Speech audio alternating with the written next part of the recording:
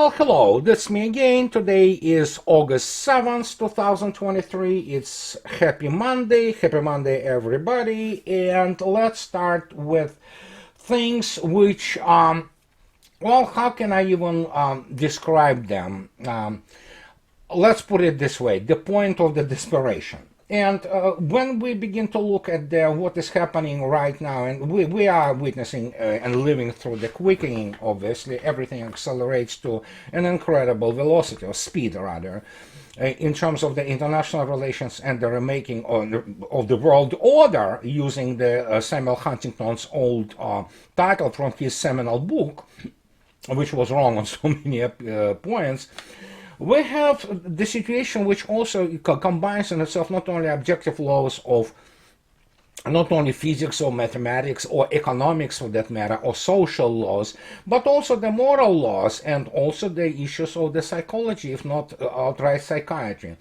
And when people begin to kind of dig deeper into this hole of where we are, today, this whole state of the complete mayhem around primarily combined West, we can say that, apart from listening to me, I want to highly recommend again listening to people like my friend Larry Johnson, like of course Ray McGovern, like Douglas McGregor, like Scott Ritter, about who have a good understanding of basically the mechanism or mechanisms which are engaged in this particular tremendous, unprecedented historical change. And when I speak about psychiatry and when I speak about psychology, I want to reiterate rather, the point which I make constantly. You have to continuously expose people who are behind the catastrophe which unfolded, not only for the combined West, but for many people in the other world, in other parts of the world. But let's start with the psychiatric issue, because basically what is being driven or drives those people who are active participants of this catastrophe are, of course, issue of the desperation, envy, jealousy, and I cannot even describe and dig deeper into their psychology. And of course, here is one example. And this is example when Mr. Peskov actually had to correct, guess what, New York Times, which mistranslated his words. It's not mistranslated, they never mistranslate. Basically, I am on record, you can quote me. Normal people do not work in media, mainstream media. And especially in combined West, there are no normal people with honor, integrity, any ethics. They are whores, literally and figuratively speaking. And here was the question that they mistranslated him, that Russia and Mr. Peskov in particular do not care about democracy, whatever this completely discredited term is being used nowadays in the West. But again, this is New York Times. I won't use it even as a toilet paper in the times of the desperate need and horrible crisis, because you can get actually the brain cancer just using it as a toilet paper, let alone reading it. But here it is. Speaking to Russia's Putin media on Sunday, Peskov said his words were conveyed incorrectly by New York Times. While the New York Times version of the quote implies that Russia does not hold democratic elections, Peskov actually said that when Putin's popularity and the consolidation of society due to the conflict are considered, it can be said with confidence that if Putin is nominated, he will be re-elected with a huge advantage. Basically, Peskov stated here obvious thing. The support for Putin and his approval ratings are through the stratosphere. There's nothing which any Western politician, or let alone prostitute journals, or prostitutes as they are, ever saw in their lives, and especially when they pretend that they know how to run things.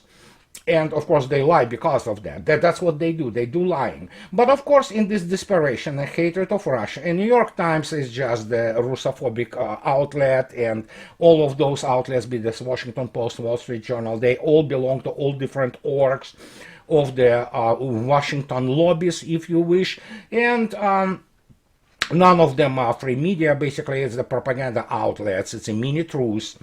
But here it is. That's what also drives them completely nuts. And Bloomberg, yet another, basically the, how to say it, sewer. They even have to admit that Russia expects 11 billion energy windfall in 2023 despite the cap. It was 3 days ago, and again, you know what, at this stage you have to ask the question, didn't we tell you about this? Well, obviously they never listen, because people who have basically the level of the high school understanding of the world, that's what pretty much any graduate of the journalism school gets in the West, or for that matter in Russia, they still think that they understand the world. They don't. They have no clue what they're talking about. And let us go back now to the more serious issues. For example, getting back to our goals, so to speak, which are operations and special military operation. We'll start with, of course, Mr. David Wu, who is a renowned economist and who is worked for the International Monetary Fund for many years. And he gave 2 days ago the interview, the speak on the underground, going underground at RT. He made some interesting, not admissions, he stated it openly that Europe suffers while US tries bringing down Russia at all costs, and those costs for the United States are growing exponentially. Europe is done. I am on the record, you can quote me on that. Europe is done as the economic geopolitical entity. It doesn't exist for all intents and purposes as the sovereign entity. It's just basically a US colony, and they will continue to decline. However, for example, Mr. Macron and his Chihuahua, which is known as France, they try to also, you know, pretend that they play some kind of the special role, which of course they are really nobodies militarily speaking, and economically they are, well, except for few basically high-tech sectors of economy, obviously the Airbus being one of them, the most important, and of course their, however small, nuclear deterrent. The rest of it is just, yeah, as I already on record, you can go to France and see it for yourself. It's becoming the third world country, and actually it is probably, for all intents and purposes, is the third world country by now. And here it is. France supplies long-range missiles to Ukraine. Ukrainian forces apparently already use Scalp EGs in strikes on civilian infrastructure in Crimea. Well, yeah, of course they did. And fact is, when you talk about it, that France supplied Scalp. France was supplying Scalp for a long time now.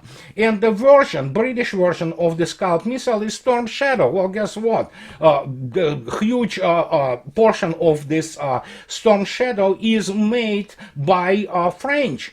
And so in this particular case, there's nothing new. And these are how desperate they are. And while I am by no means an Africanist, I'm not pretending to know Africa, and I do not pretend to understand what is going on there. But obviously, when you look attentively at what is going on now with Niger, and again, you can listen to excellent commentaries by Larry Johnson today, specifically on that matter. And when you look attentively at the plans of Europe with building this gas line, and of course with France buying the uranium for $11, as instead of to the market price $252 from Niger. So could it be that the Russians serving their revenge cold? As, you know, as that proverbial dish, are possible, but it's obvious that actually the Russia and China, they started helping to actually the African countries to really reconsider their colonial arrangements, because France still owns the Sahel, you know, at least they economically. And now when suddenly you have the situation with the Niger and the issue with the uranium, they're basically the jewel in the crown of the few remaining high-tech industries in France, especially its nuclear power generation, is endowed. And that means what? The energetic death of obviously their friends, not just Germany. Germany is that basically energetically and as a result economically. It's already well reported a few days ago by Reuters that actually it's a precipitous decline. Germany already lost 7.1% from the start of this year of the consumption of the energy, and it's gonna accelerate only. So when you look at this, yeah, we have many other spheres, many other sectors, especially economics, where we have this war. But I want to kind of go back to, you know what, I'm sorry for quoting myself.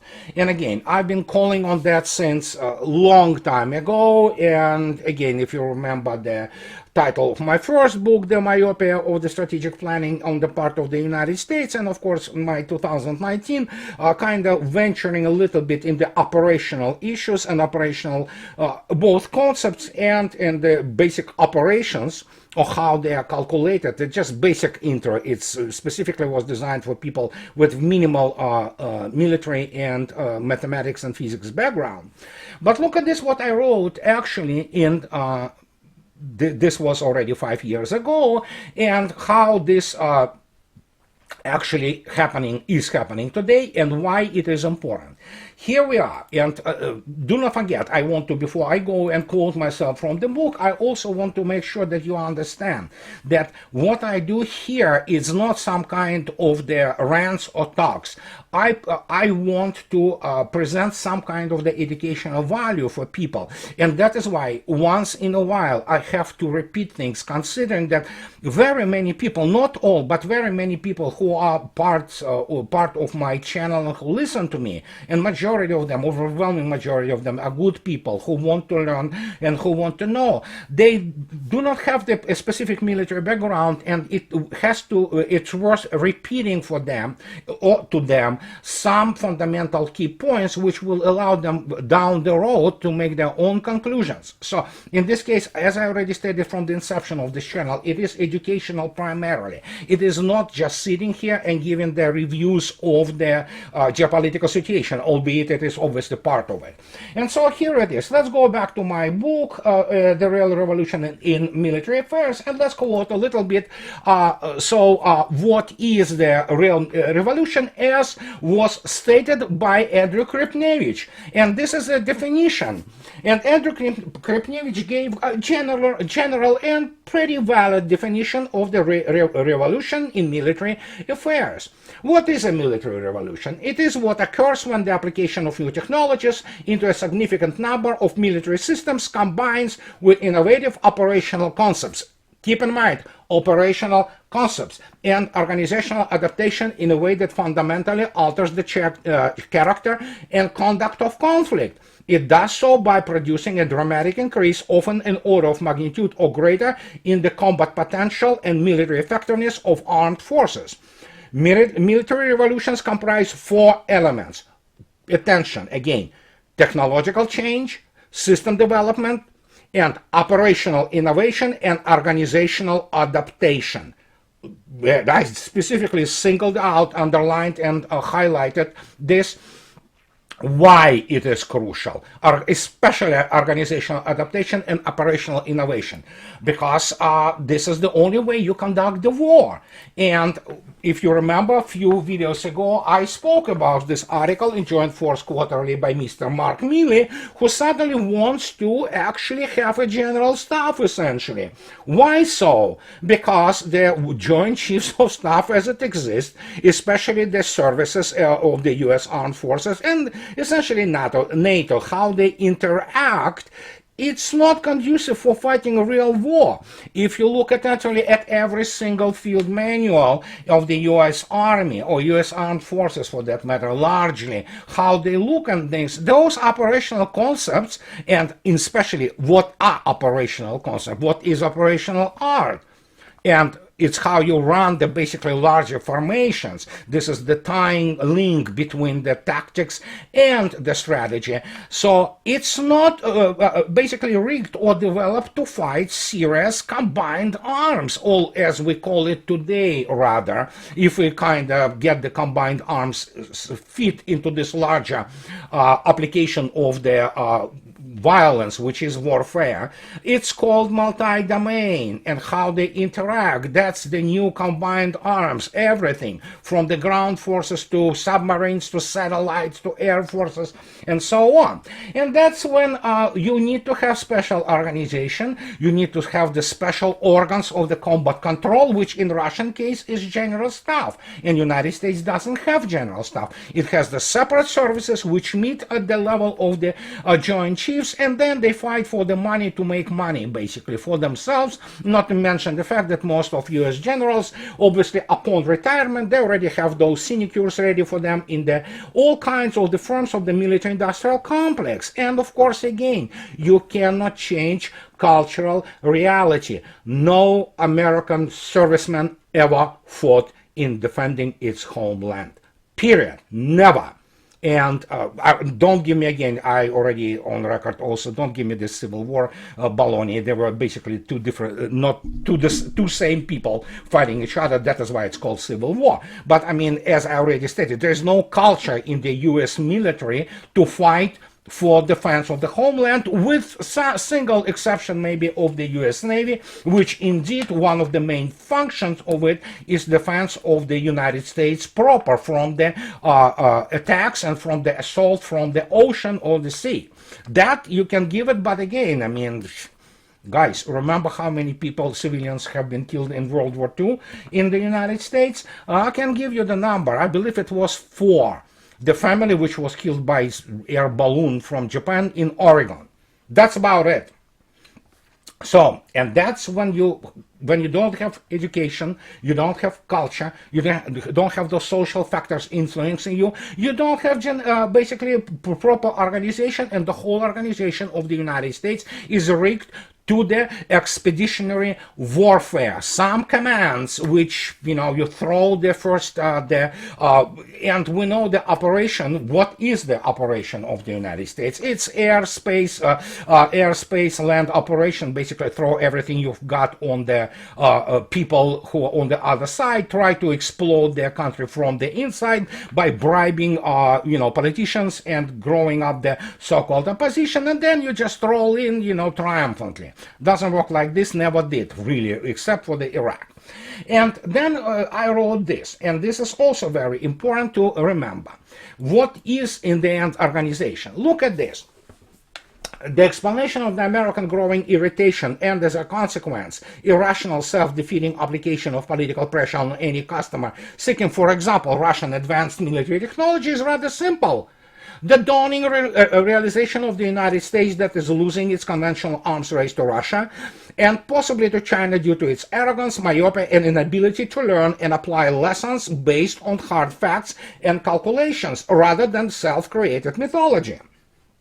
And this is especially true in the field where the United States self-proclaimed to be the most advanced and powerful force in the world, aerospace. All that was done by dismissing the economic, technological, and geopolitical reality which formed in front of the very eyes of the American political class, which simply lacked the required orientation and tools to properly assess an unfolding real revolution in military affairs that the United States was neither ready nor willing to acknowledge. The increasing gap between indigenous, grossly propaganda-inflated exceptionalist military capabilities and the military technological revolution the U.S. peers, quote-unquote, were undergoing. Russia, in the world of the Lieutenant Colonel, was indeed adapted to the changing conditions better than the adversary. And this is what actually provides you with the, using Colonel McGregor title now, the margin of victory.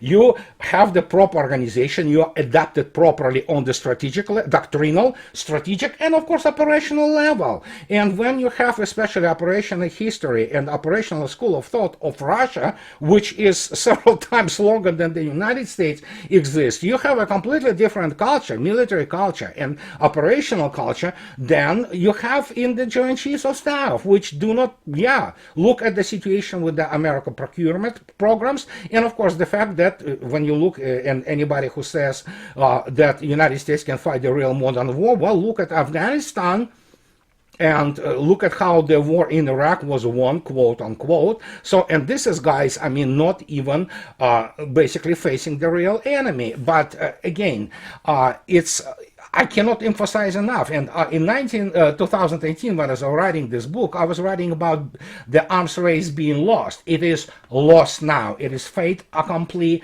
and the gap will grow continuously, actually. And why it will grow, I spoke about this many times before. But look what I need to point out to you. As I already, not me alone, I mean, go to 2006 or 2007, Philip Giraldi, he wrote an excellent piece about neocons not being able to fight the war. And we are looking today at the American political class and much of military class. Those are incompetent people. They are good, apparatchiks. They know how to milk the system for the promotion. They know how to make money. They don't know how to run the country, economy. They don't know how to create modern weapon system, modern good, anything. And so, of course, they do not know how to fight a real war. And they're being taught right now this lesson. Many of them will not learn this lesson. They are incapable of, because this is what you get when you graduate primarily, especially humanities or liberal arts institutions, for example, in the United States, especially Ivy League. And of course, when the United States has zero, zilch specialists in Russia. There are none. I know what I'm talking about. All of them are shysters. And I can name those shysters sitting here just non-stop. You can find them constantly on Fox News, on CNN. Those people are not Russia specialists. And that is why the United States finds itself the way it finds itself. And guess what? Suddenly, this neocon cabal, and they're one of the main rags, Newsweek, cannot hide this anymore.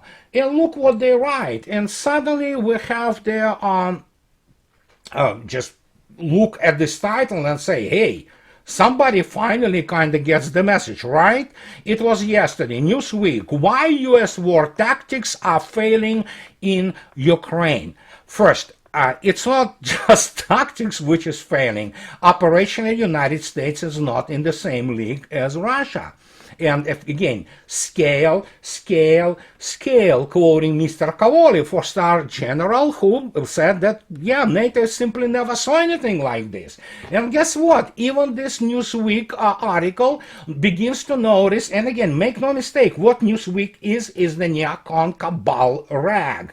Those people, I mean, they don't have real military experts there. They have propagandists like Mr. Petraeus, for example, or General Keane, or pretty much any American general who goes out and writes some kind of the garbage, basically in the any kind of media, or speaks on TV channels and mainstream media. They don't have real military specialists who can understand. They don't have reference point.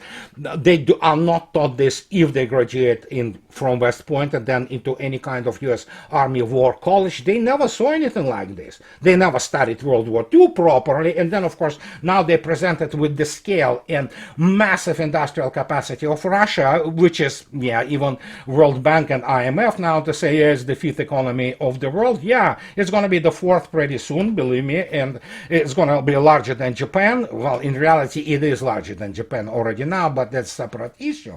And when you look at this, it's like, yeah, how do we go? How can we accept this fact? Well, they accept it finally. And here's we have this Newsweek article which begins to admit this.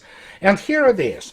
They write about new NATO tactics quickly drilled into Ukrainian troops are failing because Ukraine doesn't dominate the skies. Analysts have said as Kiev troops appear to be revisiting familiar doctrine to press through dug-in Russian defenses. First, NATO doesn't have new tactics, and it's not new for Ukraine either. It's all baloney. The reason it is not for Ukraine either, because Ukrainian armed forces of Ukraine have been drilled and basically acquainted with this so-called tactics and operations by NATO since 2014. In reality, earlier than that. A huge number of the officer corps from Ukraine graduated actually US and European NATO military education facilities. So it's not new NATO tactics, and which allegedly fails because of the Ukrainian troops. No, you give credit where the credit is due, because Ukrainian troops are pretty tough. They are really tough, okay? And even those new recruits, they still kind of endure under their basically what is essentially a meat grinder. So this is the best proxy United States and NATO ever had. And so when you look at this about these tactics, this is the only tactics NATO has, because the NATO tactics operations are built around fighting third and fourth rate militaries. They don't understand how the real serious modern 21st century combined arms based on the extremely advanced ISR and Net-centricity operates. They're just looking at it from the outside and try to learn some things. They will not learn. Believe me, I know what I am talking about. And so it is. Now they say, Ukraine's army has for now set aside US fighting methods and reverted to tactics it knows best, the Times wrote. So it's New York Times, and fact is, the reason they resorted back to the Soviet concept, which is essentially a Russian concept of the combined arms, is because it teaches you to fight under any conditions. The only condition under which NATO can fight without being completely annihilated is under what everybody knows, complete dominance in the air and space, which you can get only when you fight Iraq or Afghanistan. Well, if anybody remembers, Russia has the second or third, I believe, largest satellite constellation in the world after the United States and China, and in terms of military constellation, probably second. So, and now we get down, so to speak, to this Newsweek, and now they talk about this.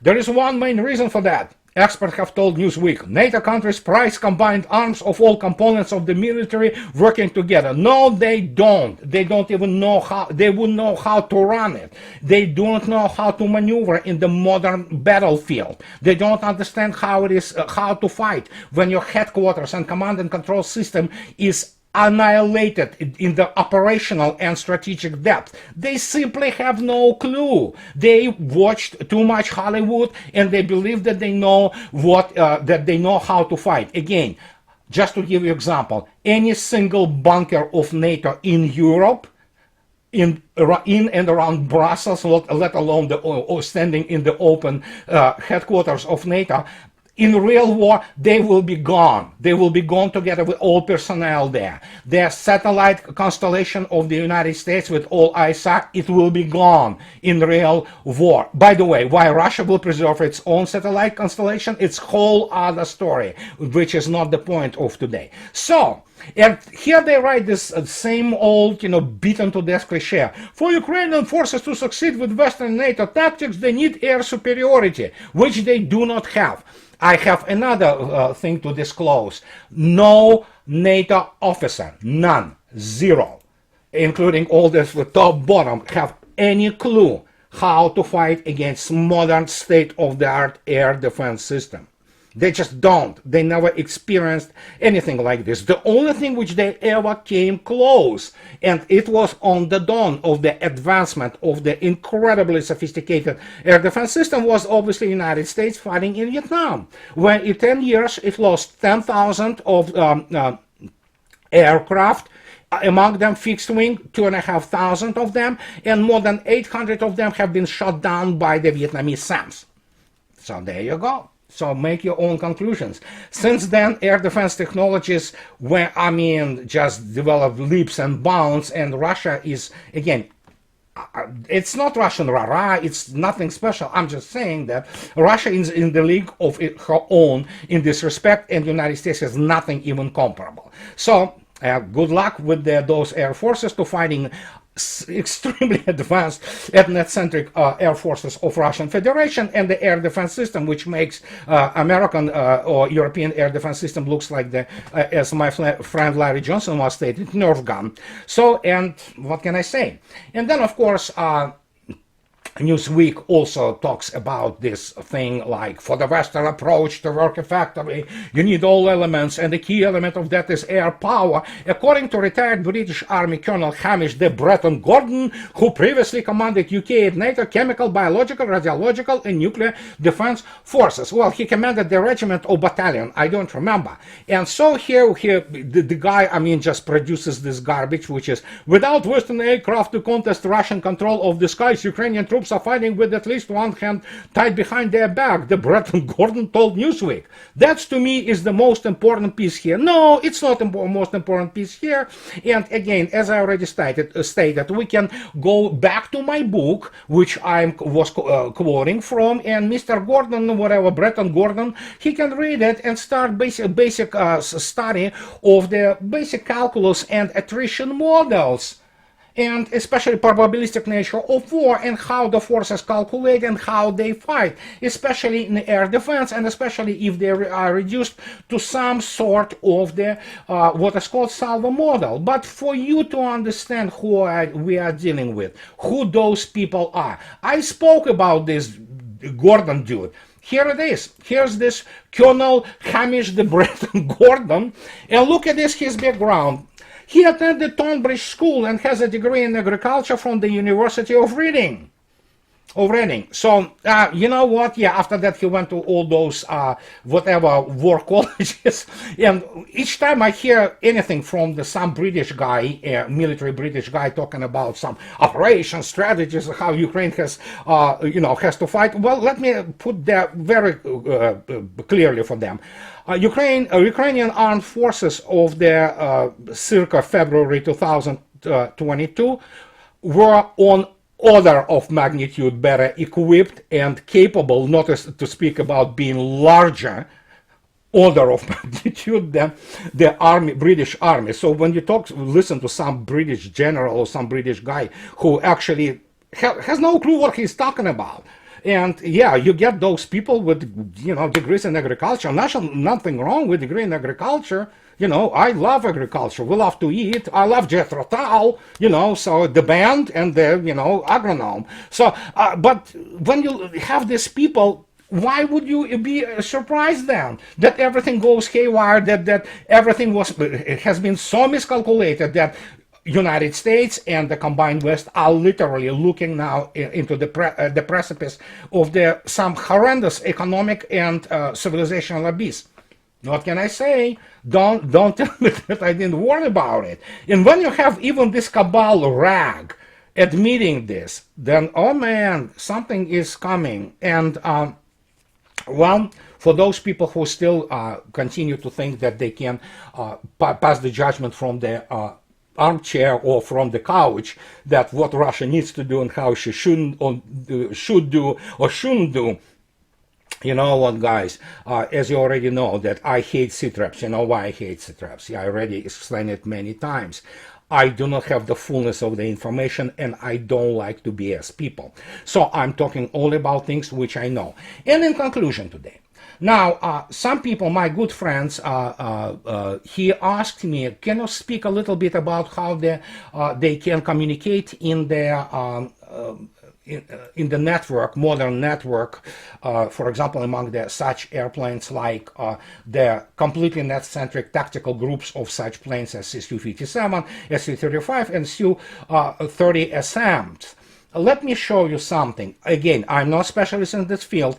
I know some things about it, but by far not all of them. But let me give you, again, excurse, so to speak, going back to the issue of the net-centric warfare. And if you look attentively at old mineral ME radar, which is used by the Project 1155 Udaloy class destroyers. It's already it's not obsolete, but it's old. Russians use now much more advanced radar. But if you look intensively at the mineral ME, which has been basically a very advanced for its time, for 80s, capable beyond the beyond the horizon, over the horizon targeting. So, but if you look at three parts, constitute parts of them, you can see yourself. It's called mineral ME3 data exchange and orientation radar. So it is the issue, in Russian it's called vzor. And what it means that the third part of this data exchange and orientation radar was designed to fight and command as a group. That means the basically exchange of the data, not just through the data links or communications. And we of course know the radio waves usually what they kind of propagate in the spheres, so to speak. But in this case, why they're using the narrow beam, they have been able to basically establish communications through the radar stations themselves, and they exchange the targeting and things of this nature. And that has been a long time ago. Nowadays, one of the two technologies which are going into the secure communications, doesn't mean that it's 100% insured against the interference or suppression, but modern communication systems do communicate, for example, with the narrow beam. That means what? You cannot hear them from the outside, so to speak. I mean, I'm obviously giving a very simplified explanation. And the same goes for all those modern radar on, for example, Russian combat aircraft. They can communicate with the narrow beam between radar and through all kinds of the communication links, which make their communications fairly secure. How it is done, of course, nah, I don't know, guys. I really don't. It's a very advanced technology, and probably some people know how it works, and I'm sure people with the background in the cellular communications, they probably know some things about it. And this is what I wanted to tell you today about. And in conclusion, just to kind of finish it off, and here is the report of the Financial Times, as Izvestia reported today, that European companies have lost at least 100 billion euros in Russia since 2022. And this is at least, as Financial Times writes, and guess what? They probably will lose even more because Russia doesn't see much value in Europe anymore. And hey, two can play the game. They stole Russian, 360 billion allegedly of the, all kinds of property and funds and reserves. So, well, two can play the game. And this is what I wanted to tell you today. And guys, as always, those who like what I do, please subscribe to my channel. And those who can afford, please support me on Patreon or buy me a coffee and too. And this is what I wanted to tell you today, and I'll talk to you later, guys. Have a nice week. Bye bye.